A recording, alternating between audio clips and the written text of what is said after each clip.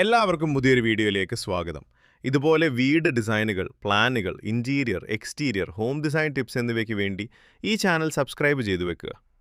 ഒരു വീട് ഡിസൈൻ ചെയ്യുമ്പോൾ ശ്രദ്ധിക്കേണ്ട പ്രധാനപ്പെട്ട കാര്യങ്ങളാണ് ഈ വീഡിയോയിൽ പറയുന്നത്. 1. സ്ഥലത്തിൻ്റെ പ്രത്യേകതകൾ. വീടിൻ്റെ ദിശ അനുസരിച്ച് സൂര്യപ്രകാശം എങ്ങനെ ലഭിക്കുന്നു എന്ന് പരിശോധിക്കുക. നല്ല വെളിച്ചവും വായുസഞ്ചാരവും ഉറപ്പാക്കുക. സ്ഥലം താഴ്ന്നതാണെങ്കിൽ ഫ്ലഡ് ലെവൽ കണക്കിലെടുത്ത് ഉയർത്തി പണിയുന്നത് ഉചിതമായിരിക്കും. പില്ലർ അല്ലെങ്കിൽ സ്റ്റിൽറ്റ് ഡിസൈൻ ഇതിനായി ഉപയോഗിക്കാം. വീടിൻ്റെ തറ റോഡിൽ നിന്ന് എത്ര ഉയരത്തിലായിരിക്കണമെന്നത് കൃത്യമായി തീരുമാനിക്കുക. 2. ആവശ്യങ്ങളും സൗകര്യങ്ങളും കുടുംബത്തിലെ അംഗങ്ങളുടെ എണ്ണം, അവരുടെ ആവശ്യങ്ങൾ എന്നിവ അനുസരിച്ച് ബെഡ്റൂമുകൾ, ഹാൾ, അടുക്കള എന്നിവ ക്രമീകരിക്കുക. പ്രൈവസി. പൊതുവായ സ്ഥലങ്ങളിൽ നിന്ന് ബെഡ്റൂമുകൾക്കും ബാത്റൂമുകൾക്കും മതിയായ സ്വകാര്യത ലഭിക്കുന്നുണ്ടെന്ന് ഉറപ്പാക്കുക. ഭാവിയിലെ ആവശ്യങ്ങൾ. കുടുംബത്തിലുണ്ടാകാൻ സാധ്യതയുള്ള മാറ്റങ്ങൾ, ഉദാഹരണത്തിന് കുട്ടികളുടെ മുറി, വർക്ക് സ്പേസ് ഡിസൈനിൽ ഉൾപ്പെടുത്തുക. 3. സുരക്ഷയും ഘടനയും ബലമുള്ള നിർമ്മാണം. മണ്ണും കാലാവസ്ഥയും അനുസരിച്ച് അനുയോജ്യമായ ഫൗണ്ടേഷൻ തിരഞ്ഞെടുക്കുക. വീടിൻ്റെ പ്ലാനിങ്ങിൽ തന്നെ സുരക്ഷാ വവാതിലുകൾ, ഗ്രില്ലുകൾ, ആക്സസ് പോയിന്റുകൾ എന്നിവ ഉൾപ്പെടുത്തുക. 4. സൗന്ദര്യാത്മകതയും ശൈലിയും എലിവേഷൻ. മോഡേൺ, ട്രോപ്പിക്കൽ, മിനിമലിസ്റ്റ് അല്ലെങ്കിൽ ട്രഡീഷണൽ തുടങ്ങി നിങ്ങൾക്ക് ഇഷ്ടപ്പെട്ട ശൈലി തിരഞ്ഞെടുക്കുക. നിറങ്ങൾ.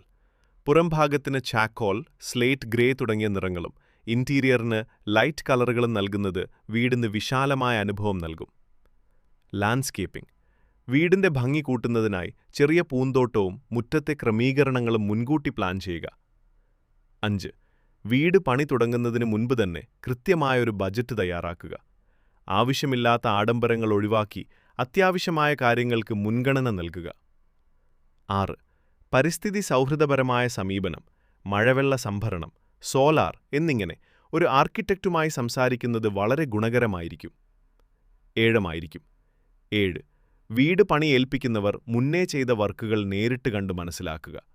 ഓരോ വർക്കുകളും നമ്മുടെ കൂടെ മേൽനോട്ടത്തിലും അല്ലെങ്കിൽ വിശ്വസിക്കാനും ഈ മേഖലയിൽ കഴിവ് തെളിയിച്ചവരെ മാത്രം ഏൽപ്പിക്കുക. 8. അനാവശ്യമായി ഇടയ്ക്കിടെ പ്ലാനിൽ, വർക്കുകളിൽ മാറ്റങ്ങൾ വരുത്താതെ ഇരിക്കാൻ പരമാവധി ശ്രമിക്കുക. ഇത് ബഡ്ജറ്റ് നമ്മുടെ കയ്യിൽ നിന്നും മാറിപ്പോകാതെ ഇരിക്കാൻ സഹായിക്കും. 9. നമ്മുടെ സാമ്പത്തിക സ്ഥിതി, കാര്യങ്ങൾ, ആവശ്യങ്ങൾ മാത്രം മുൻനിർത്തിക്കൊണ്ടാകണം പ്ലാൻ റെഡിയാകാൻ. മറ്റുള്ളവരെ കാണിക്കാനോ അവരോട് മത്സരിക്കാൻ വേണ്ടിയോ ആകരുത്. ക്യാഷ് ഉള്ളവർ എങ്ങനെ വേണമെങ്കിലും ആയിക്കോളൂ. ലോൺ, പലിശ എന്നീ കാര്യങ്ങളിൽ ചെന്ന് കുടുങ്ങി മനസ്സമാധാനം നഷ്ടപ്പെടുത്തി ആർഭാട വീട്ടിൽ കഴിയുന്നതിനേക്കാൾ എത്രയോ നല്ലതാണ് മനസ്സമാധാനത്തോടെ ചെറിയ വീട്ടിൽ കിടക്കുന്നത്. എൻ്റെ അഭിപ്രായം. എല്ലാവർക്കും നന്ദി. അടുത്ത വീഡിയോയിൽ വീണ്ടും കാണാം. ബൈ.